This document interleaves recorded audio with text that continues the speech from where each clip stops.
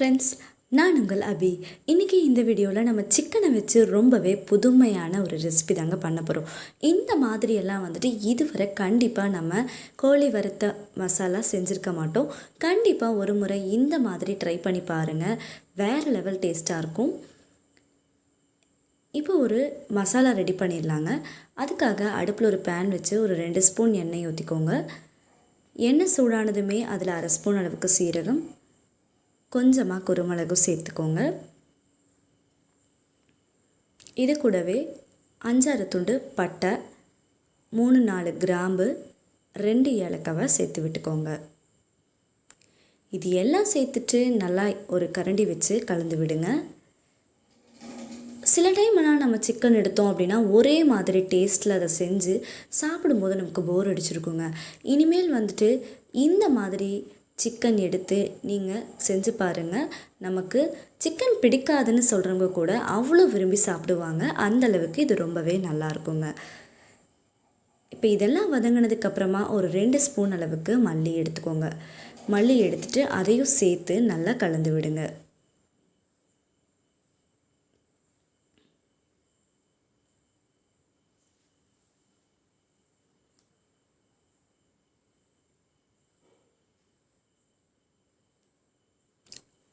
அடுத்ததாக இதில் காஞ்ச மிளகாய் ஒரு 2 எண்ணம் சேர்த்துக்கலாங்க. சேர்த்துட்டு நல்லா வதக்கி விடுங்க. இந்த சிக்கன் வறுத்த மசாலா செய்கிறதுக்கு நமக்கு குறைவான டைம் இருந்தால் போதுங்க. ரொம்பவே சுலபமாக செஞ்சு முடிச்சிடலாம். அடுத்ததாக இதில் 2 ஸ்பூன் அளவுக்கு கரம் மசாலா, மிளகாய்த்தூள் 2 ஸ்பூன் சேர்த்துக்கோங்க. காரத்துக்கு ஏற்ற மாதிரி நம்ம கூட குறைய மிளகாய்த்தூள் சேர்த்துக்கலாங்க. மல்லித்தூளும் ஒரு 2 ஸ்பூன் அளவுக்கு நான் சேர்த்துருக்குறேங்க. இப்போ இது எல்லாம் சேர்த்துட்டு கூடவே ஒரு பிஞ்ச் அளவுக்கு மஞ்சள் தூளும் சேர்த்துக்கோங்க. இப்போ ஒரு கரண்டி வச்சு இதை நல்லா நம்ம மிக்ஸ் பண்ணி விட்டுடலாங்க. அடுப்பை சிம்மில் வச்சுட்டு வதக்கி விடுங்க, கரெக்டாக இருக்கும்.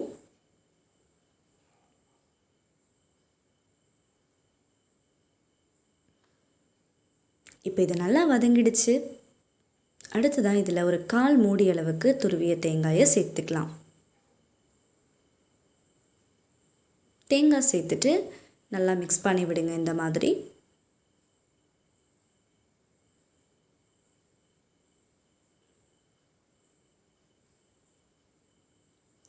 ஒரு நிமிஷம் வரைக்கும் நல்லா வதக்கிக்கோங்க.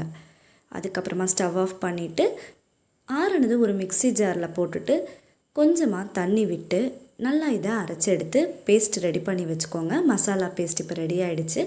இதை அப்படியே தனியாக வச்சுக்கலாம். நெக்ஸ்ட் அடுப்பில் ஒரு பேன் வச்சுக்கோங்க. இதில் ஒரு 2-3 ஸ்பூன் அளவுக்கு எண்ணெய் சேர்த்துக்கோங்க. இது கூடவே பட்டை 2 துண்டு, கிராம்பு 1, சோம்பு கொஞ்சமாக சேர்த்துட்டு கறிவேப்பிலை இலைகளை கொஞ்சமாக சேர்த்து விட்டுக்கோங்க. கூடவே 2 பெரிய வெங்காயம் நீள நீளமாக கட் பண்ணி எடுத்து வச்சுருக்குறோம். அதையும் உள்ளே சேர்த்துட்டு நல்லா மிக்ஸ் பண்ணிக்கோங்க.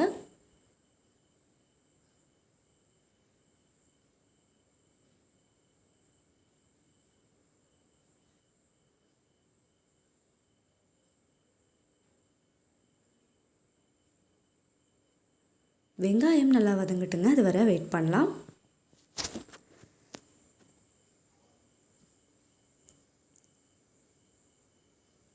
ஒரு ஸ்பூன் அளவுக்கு இஞ்சி பூண்டு விழுது எடுத்து வச்சுட்டு அதையும் உள்ளே சேர்த்துக்கோங்க.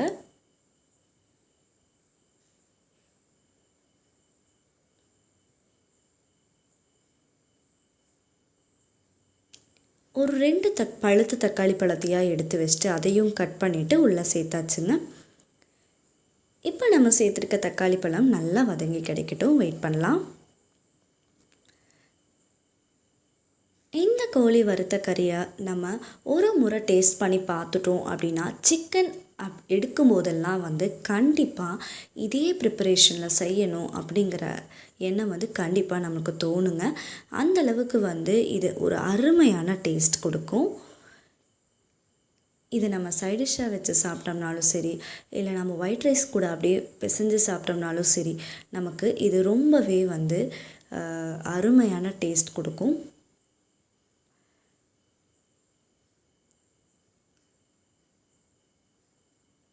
நம்ம சேர்த்துருக்க தக்காளி நல்லா வதங்கிட்டுருக்கு. இன்னும் கொஞ்சம் இருக்கட்டும். இப்போது நம்ம சிக்கன் பீசஸ் எல்லாம் ஆல்ரெடி எடுத்து நல்லா கழுவி சுத்தம் பண்ணி வச்சுருந்தோம். அந்த சிக்கன் பீசஸை இப்போ உள்ளே சேர்த்துக்கலாங்க.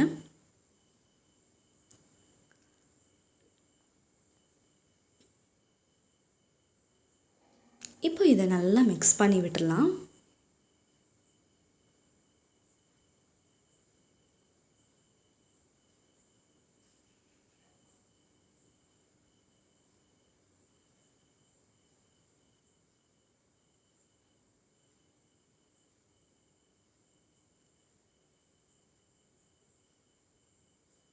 இந்த மாதிரி நல்லா கலந்து விட்டுருங்க.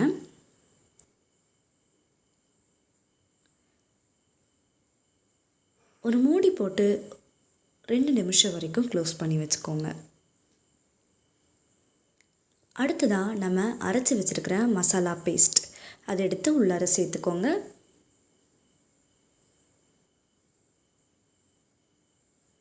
சேர்த்ததுக்கப்புறமா நல்லா மிக்ஸ் பண்ணி விடுங்க. நம்ம சேர்த்துருக்க மசாலா எல்லா சிக்கன் பீசஸ்லேயுமே படுற மாதிரி கலந்து விட்டுருங்க. இது வரைக்கும் நம்ம தண்ணி எதுவுமே சேர்க்கலாம். சிக்கன் பீசஸில் இருக்கிற தண்ணியே நமக்கு போதுமானதாக இருக்கும். அது வேக வேக கொஞ்சம் தண்ணி விட ஆரம்பிக்கும். அதுவே சரியாக இருந்தால் இருக்கும் நமக்கு.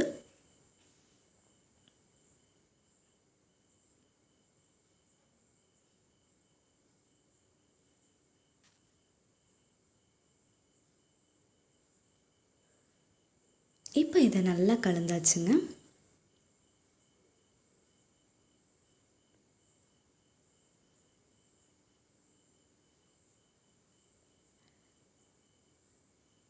மேலால் கொஞ்சமாக உப்பு சேர்த்துக்கோங்க. உப்பு சேர்த்ததுக்கப்புறமா கலந்து விட்டுருங்க. நம்ம தேவையான அளவு உப்பு சேர்த்துக்கலாம்.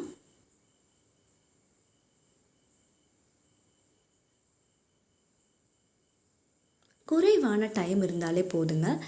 இந்த சிக்கன் ரெசிபியை நம்ம டக்குன்னு செஞ்சு முடிச்சிடலாம். மூடி போட்டு க்ளோஸ் பண்ணி வச்சிடலாம்.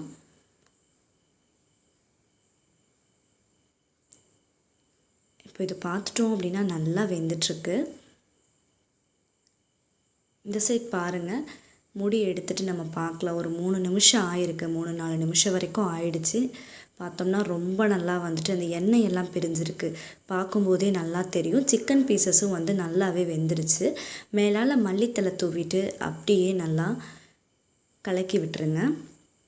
இப்போ நமக்கு ரொம்பவே அருமையான சிக்கன் வறுத்த மசாலா ரெடி ஆகிடுச்சுங்க. இதை கண்டிப்பாக உங்கள் வீட்டில் ட்ரை பண்ணி பாருங்கள். எப்படி இருந்துச்சுன்னு மறக்காமல் கமெண்ட் பண்ணுங்கள்.